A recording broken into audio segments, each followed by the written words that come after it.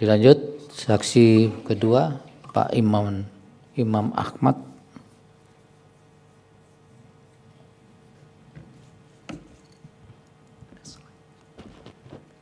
Assalamualaikum warahmatullahi wabarakatuh.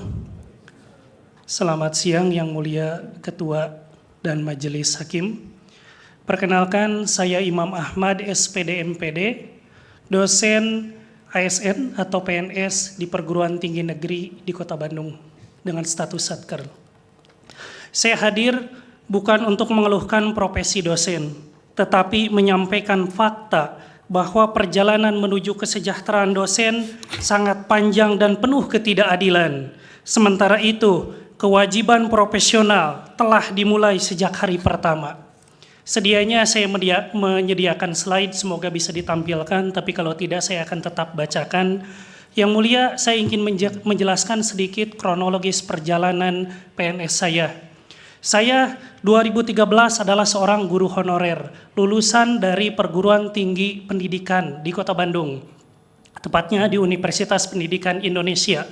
2013 saya adalah seorang guru honorer sampai 2018 dengan gaji pada saat itu di Provinsi Jawa Barat sudah lumayan. Guru honorer dimuliakan, yaitu gajinya 2 jutaan. Selanjutnya saya pun memiliki keinginan untuk melanjutkan pendidikan S2 karena saya punya cita-cita ingin menjadi dosen. Saya lulusan kampus pendidikan, saya dididik untuk menjadi guru atau dosen dengan tujuan untuk mencerdaskan kehidupan bangsa. Saya pun berhendak S2 menyisihkan gaji honorer saya yang 2 juta itu. Saya S2, selanjutnya 2017 saya lulus. Dan 2018 saya belajar mati-matian untuk lulus PNS karena tes PNS itu sulit dan saingannya cukup banyak. Bayangkan posisi saya saja dulu adalah 1:30. Artinya saya harus mengalahkan 30 rekan saya lainnya baik yang S2 atau S3. 2019 saya TMT CPNS dosen. Tapi alangkah kagetnya ternyata gaji CPNS dosen itu hanya 80% dari gaji pokok. Saya saat itu istri dan anak sudah 1, yaitu gaji plus tunjangan saya hanya sekitar 2,2 atau 2,5 jutaan. Saya saat itu kaget. Ternyata gaji CPNS dosen yang pendidikannya S2 yang sudah mengikuti seleksi yang begitu sulit hanya selisih beda dikit dengan guru honorer di Provinsi Jawa Barat. Nah, selanjutnya 2020 saya pun 100% PNS menjadi naik sedikit 2,8 sampai 3 juta. Itu gaji plus tunjangan. Di dalamnya ada tunjangan fungsional. 2021 yaitu 2 tahun setelah saya TMT, saya memperoleh tunjangan fungsional pertama dengan pemberkasan yang luar biasa, yaitu 10 angka kredit harus saya kumpulkan kembali. Dan ternyata saya sabari meningkatnya ternyata tidak terlalu tajam karena hanya bertambah 375.000. Yang mulia, saya tinggal di Kota Bandung. S2 itu sudah punya istri, rata-rata sudah mau menikah dan sudah punya anak. Tapi saya PNS hanya gaji 3,3, itu sudah gaji plus tunjangan, bukan hanya gaji pokok. Di sisi lain saya harus bayar kontrakan yang layak bagi kita seorang dosen yang bisa mahasiswa datang ke rumah kita untuk bimbingan. Saya bayar 25 juta per bulan rumah kontrakan, artinya 2 juta sekian. Dan selain itu ada biaya hidup anak, biaya hidup istri yang itu sangat jauh dari gaji dan kebutuhan saya. Terjadi kesenjangan. Boleh dilanjut? Nah, terjadi kesenjangan. Sehingga kesenjangan ini apa? Saya dan rekan-rekan saya akhirnya bekerja sambilan. Saya di Car Free Day berjualan dengan istri saya, berjualan bubur bayi, berjualan baju anak. Saya beli online, saya jual lagi offline demi menghidupi saya. Saya tidak malu sebagai dosen tetap berjualan. Rekan saya, Teddy, dosen di Politeknik Negeri Bandung, dia selesai ngajar, dia ngojol.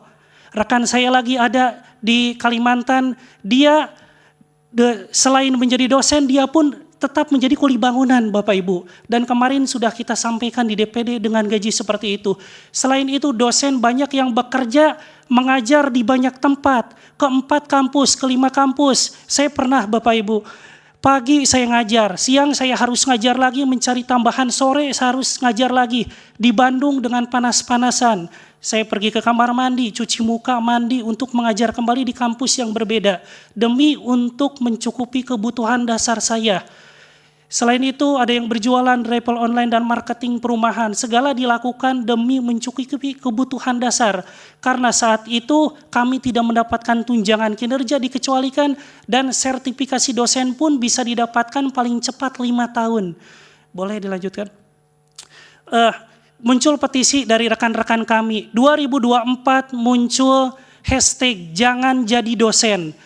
2025 dan 2026 karena dibahas bahwa gaji dosen itu sangat kecil, tidak sebanding dengan hal yang harus dilakukan, tridharma yang harus dilakukan. Bisa kita lihat data di slide selanjutnya bahwa misalnya ada salah satu berita 714 dosen CPNS, artinya dia sudah lulus, tidak melakukan pemberkasan, mengundurkan diri.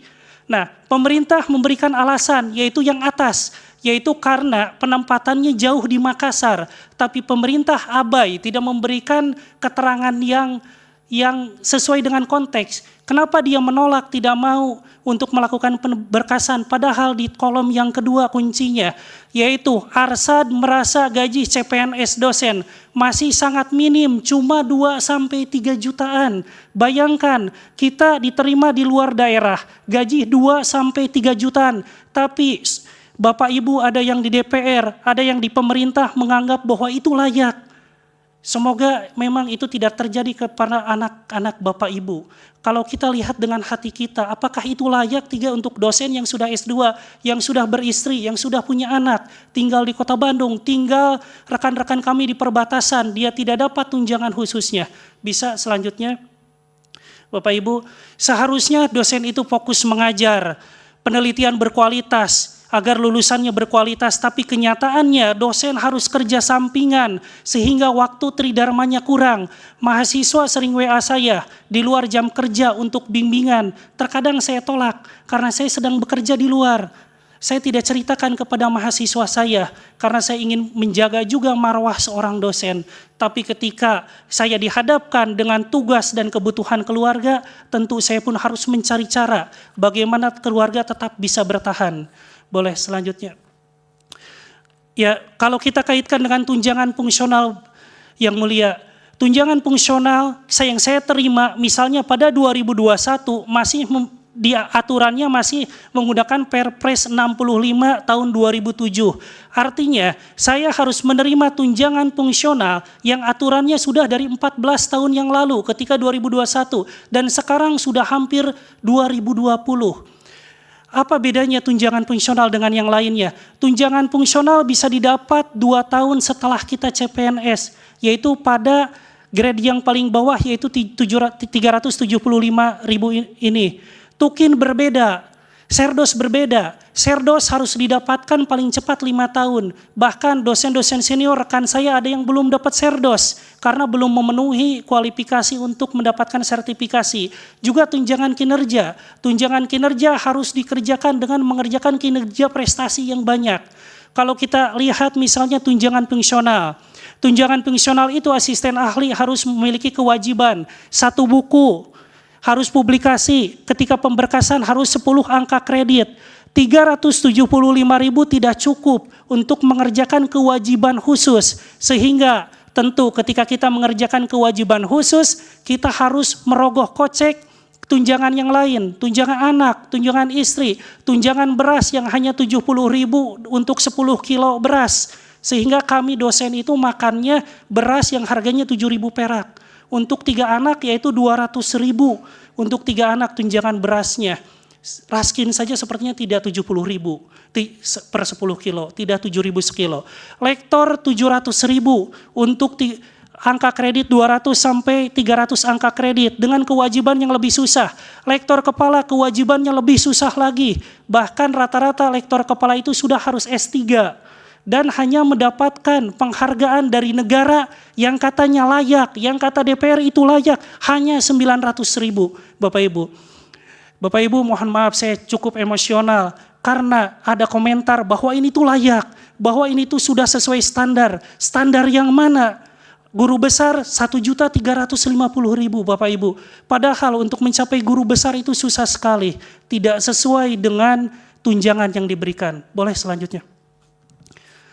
Harapan saya kepada Majelis Hakim Mahkamah Konstitusi, kita tidak meminta keistimewaan, tidak meminta belas kasihan, tetapi mohon keadilan konstitusional agar dosen dapat mengajar dengan tenang, meneliti dengan fokus, mengabdi dengan sepenuh hati tanpa dibayangi kesulitan memenuhi kebutuhan dasar keluarga. Boleh selanjutnya? Waktunya sudah cukup. Ya, terakhir majelis, saya berdiri di sini mungkin sendiri, tapi di belakang saya ada rekan-rekan saya, di atas ada rekan-rekan dosen di asosiasi cukup banyak. Saya berdiri di sini mewakili kepala keluarga yang ketika mengajar harus tetap mengajar di banyak kampus untuk membeli susu anaknya. Yaitu saya mewakili juga dosen yang selain saya mengajar, dia harus berpanas-panasan untuk menjadi driver online. Juga mewakili ibu dosen yang perhatiannya tersita banyak karena tugasnya yang banyak dan harus bekerja sampingan. Juga yang mulia, saya adalah seorang anak dari pedagang sayur. Orang tua saya membiayai saya S2, dan saya pun ketika saya sudah S2 menjadi dosen sangat ingin menyisihkan gaji saya untuk orang tua saya. Jujur yang mulia, saya tidak sempat memberikan gaji pertama saya untuk orang tua saya yang seorang penjual sayur. Karena gaji saya hanya segitu adanya tadi. Yang mulia, saya mewakili banyak dosen. Ya, waktunya sudah cukup, ya, Pak. Terima kasih. Ya. Assalamualaikum warahmatullahi wabarakatuh. Waalaikumsalam.